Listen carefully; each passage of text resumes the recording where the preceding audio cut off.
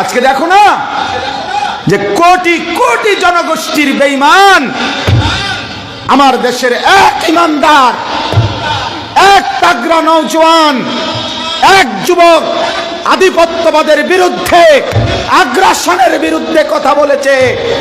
এক যুবকের সামনে ভয়ে তাকে গুলি করে ফেলে দিয়েছে। মনে করেছে শহীদ শরীফ ওসমান হাদির রক্ত ঝরিয়ে বাংলাদেশকে খেয়ে ফেলবে, গিলে ফেলবে। কিন্তু বেঈমান জানে না 18 কোটি যুবক ইমানদার এখনো বাংলায় জেগে আছে।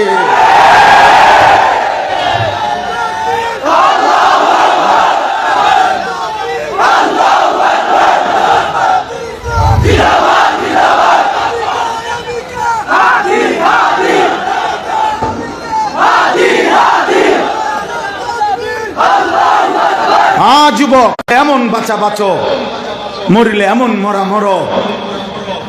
আমার প্রিয় ভাই শহীদ শরীফ উসমান হাদি রহমতুল্লাহ আলাই, এই সন্তান ইমানদার ছিল। সে 5 ওয়াক্ত নামাজ পড়তো, সে ফজরের নামাজ জামাতে পড়তো, খোদার কসম সে আল্লাহর কোরআন পড়তো। তার আপনজনরা সাক্ষ্য দিছে সে তাহাজ্জুদ পড়তো। তার আপনজনরা সাক্ষ্য দিছে সে হাফেজে কোরআন ছিল। তার বাবা আলেম ছিল, তার ভাই আলেম, সে নিজে মাদ্রাসায় পড়ছে, সে আল্লাহর কোরআন পড়তে পারত, সে রসুলের হাদিস শুদ্ধ উচ্চারণ করত, সে পর্দা মানত, তার স্ত্রী পর্দানশীল। তার কোলের মাসুম বাচ্চাকে ফেলে মাতৃভূমির আজাদির জন্য দেশপ্রেম আর ইমানের চেতনা একত্রিত করে এক যুবক একাই প্রমাণ করেছে, আমি একাই বাংলাদেশ, আমি একাই স্বাধীনতা, আমি একাই সার্বভৌমত্ব।